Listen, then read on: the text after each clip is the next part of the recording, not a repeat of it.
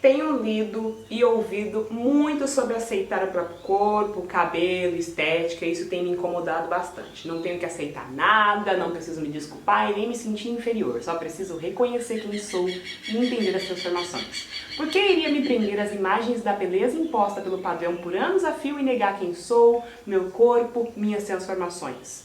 Quando eu escuto alguém dizendo que tenho que aceitar o corpo que tenho, só consigo imaginar alguém me punindo e dizendo que tenho que aceitar as consequências. Por isso, não consigo pensar em aceitação quando se trata do maior presente da minha vida, meu corpo. Acredito em reconhecimento, eu me reconheço no meu corpo e entendo as transformações. Um exemplo bem simples é: você reconhece e entende que aos 10 anos você poderia brincar sem pensar no amanhã e que com 20 anos tudo se transforma e agora você precisa trabalhar e viver com pequenos planejamentos para o amanhã.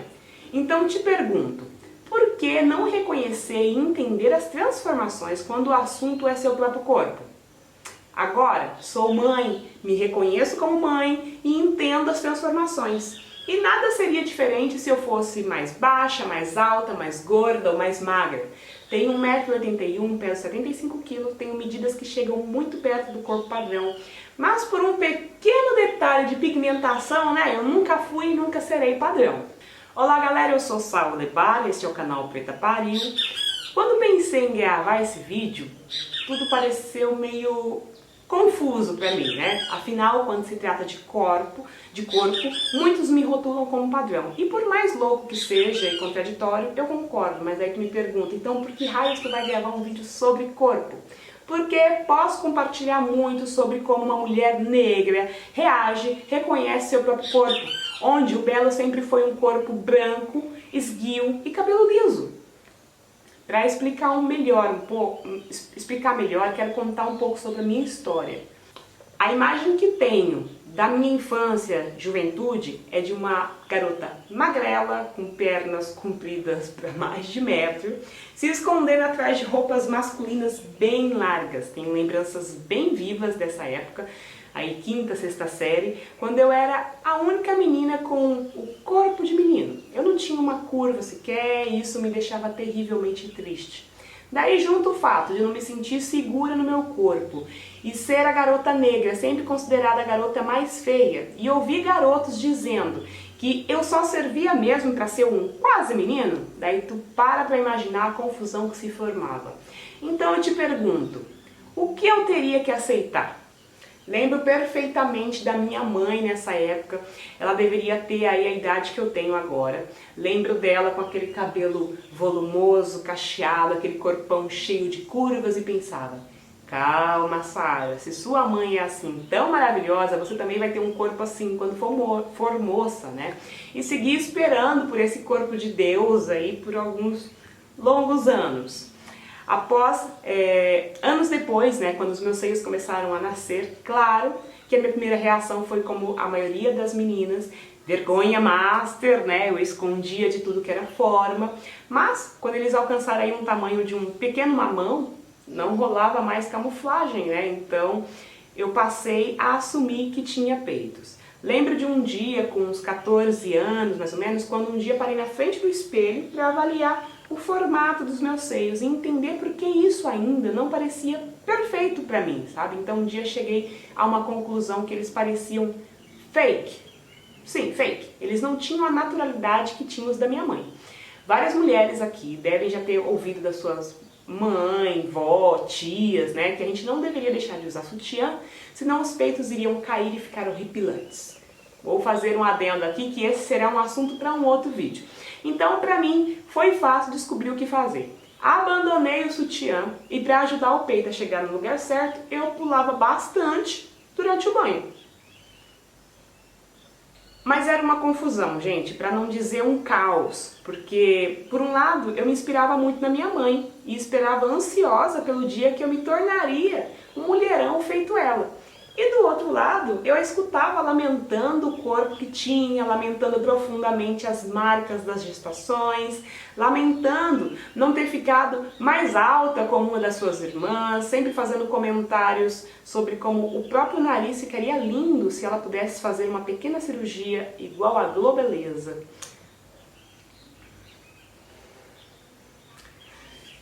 Por alguns anos eu pensei que minha mãe, na verdade, lamentava o fato de ter se tornado mãe. Então comecei a me enterrar num poço de culpa por ter nascido e acabado com o corpo que ela achava perfeito. Depois, anos à frente, eu comecei a acreditar que o caminho era eu crescer, trabalhar e pagar por um rio de cirurgias para minha mãe se sentir feliz e realizada novamente. Com isso, vocês já devem imaginar que toda aquela inspiração passou a ser uma fita métrica de aprovação. Afinal, se minha mãe diz que isso não é legal, bonito, perfeito, por que eu não iria acreditar? Passei a me olhar mais e mais no espelho e sempre com um olhar muito crítico sobre o meu nariz de batata, sobre a minha bunda de gaveta, sobre as minhas pernas finas e compridas demais, sobre o meu cabelo ruim, igual da família do meu pai, sobre minha cor amarelada de cor de burro quando foge, sobre a minha falta de cintura, sobre a minha testa grande demais, sobre os meus olhos esbugalhados, sobre o meu pescoço de galinha, meu pé grande e torto. Eu passei a odiar cada estria que insistia em aparecer, passei a me esconder da minha própria mãe. Eu tinha medo que ela pudesse ver que eu não era bonita. Escondi a minha juventude toda, que eu já tinha estria mesmo antes de engravidar. Novamente te pergunto, tudo se resolveria se agora eu tivesse me aceitado? Agora aqui uma pausa muito importante e especial para minha mãe. Mãe, não estou aqui contando essas coisas todas com o intuito de te culpar por isso tudo. E já passei pela fase que precisei me perdoar por ter me odiado tanto. A minha força para vir aqui e gravar esse vídeo vem de você, minha mãe super valente, que além de me inspirar tanto, levou tantas porradas da vida, sabe, para aprender a lidar com tudo sozinha. Hoje eu quero muito que esse desabafo ecoe dentro de você e provoque uma pequena faísca, tá? Para que assim você possa novamente se reconhecer e enxergar além. Você continua sendo a minha inspiração e minha maior professora da vida. Gratidão eterna. Bom, isso tudo era muito complexo para mim, porque eu me sentia e ouvia isso dentro de casa, e na rua as pessoas começavam a dizer como eu era linda, alta e mega modelo. Eu simplesmente não acreditava numa palavra sequer do que eles diziam, tá? Eu poderia ter ficado rica, com a beleza que o mundo fora de casa via, mas eu os colocava na pilha de gente falsa e mentirosa. Bom, como já sabem, me tornei mãe muito cedo. E com isso veio uma grande transformação. Agora eu já me via 100% como minha mãe. E a logística e vida financeira não me permitia corrigir os meus defeitos. Chegou um momento que tudo era incrivelmente assustador. Eu estava longe de todos que eu conhecia. Eu era mãe de primeira viagem, estava passando por grandes transformações no corpo. Claro que caí numa depressão. Lembro de passar horas e horas maquinando o que eu iria operar primeiro, né?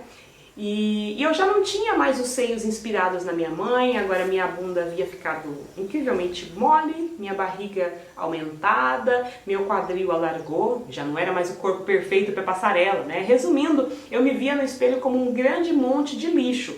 Frustrada com meu corpo, me amarrei e perdi a vontade de viver. Anos depois chegou a próxima cria. E eu já tinha vivido outras grandes transformações e achava que agora seria diferente. Mas não foi. Foi um furacão novamente, me amarrei em cintas, tomei os chás, subi e desci escadas, deixei de comer. Pouco tempo depois de algumas torturas que muita gente insiste em achar que é normal, eu estava num corpo aceitável, desde que eu escondesse as marcas, certo? Então chegou o grande momento, onde eu iria resolver o grande problema. Pelo menos foi nisso que eu acreditei quando eu parti para uma cirurgia nos seios. Fiz uma mega mastopexia, coloquei logo 400 ml de silicone em cada seio. Pronto! Página virada, agora a vida é bela e maravilhosa, me amo, sou perfeita. Mentira. Me forcei a acreditar nisso, porque agora, com esses peitos, eu poderia trabalhar melhor, mas isso me levou a uma dor que ainda hoje existe resquícios. Recapitulando, eu era uma simples garota preta, magrela, que esperava o dia que me tornaria como minha mãe. Então percebi que me tornar como minha mãe seria o errado. Então comecei a lutar contra a natureza e odiar o que eu tanto queria. No meio disso tudo, o mundo me pagava por uma beleza que eles viam e eu desacreditava.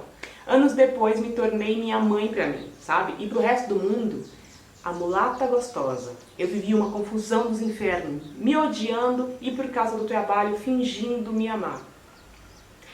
Agora, com o meu novo corpo, passei a sentir uma vergonha enorme, porque ser a mulata gostosa, isso me fazia sentir vulgar e indecente. Agora minha bunda de gaveta tinha se tornado uma bunda indecente, sabe? E eu devia tomar cuidado com o que eu vestia para não atiçar os homens. Meu peito gigante precisava ser camuflado. Então, com isso eu fechei os ombros para dentro. Assim, eu evitava esfregá-lo na cara dos outros. Minha cintura tinha que ser disfarçada, senão eu iria ser confundida com uma garota de programa, com tantas curvas. Os saltos que eu tanto amava também parei de usar, com o intuito de disfarçar minha presença. Agora então eu poderia me aceitar? Ou era aceitável? E se for, para quem? A cada cria ganhei mais transformações, mais curvas, mais marcas e mais confusões. Sim, então chego na fase de começar a aprender e ler sobre empoderamento, sobre o parir, sobre como eu deveria tomar o controle sobre o meu corpo. Comecei a perceber o quanto eu ainda me detestava e me obrigava a acreditar que eu estava livre. Afinal, de quanto mais poder uma mulher precisa para raspar a própria cabeça? Então, com esse argumento ridículo, eu segui apenas focada em me empoderar sobre parir. Bom, pari minha última cria, tenho a cabeça raspada, aprendi a me libertar para vestir tudo sem me julgar. Sou a maior bicho grilo desse país. Ainda bem que a vida nos permite a mudar, né, gente? Mas na real, o que eu havia alcançado era o mínimo do empoderamento. E mesmo nessa fase, não se tratava de aceitação, mas sim de ser eu mesma, me reconhecer e me encontrar cada vez mais. Deixei que os argumentos desempoderadores, sabe assim, de um trabalho que eu nunca amei ditar anos da minha vida. E mesmo quando sentia que já tinha me reconhecido e entendido as transformações na frente do espelho, eu continuava dando para o mundo a imagem perfeita que eles tanto gostam. Estava olhando as minhas fotos do ano passado, do último ano, e percebi que mesmo me mostrando tanto, eu escolhi o que mostrar. Nunca fiz alterações no corpo em edição de foto, mas me deixei seguir no automático pelo que eu aprendi quando modelava. Não estou dizendo que fiz errado quando escolhi fazer uma selfie evidenciando o lado direito do meu rosto e não o lado esquerdo onde eu tenho um dente torto, né? Mas percebo que errei feio quando me deixei seguir apenas no automático. Tenho 2 filhas e 2 sobrinhas e quase surtei quando parei para refletir que só estou reproduzindo tudo que vivi e que isso vai servir de argumento para elas aqui no futuro, sabe?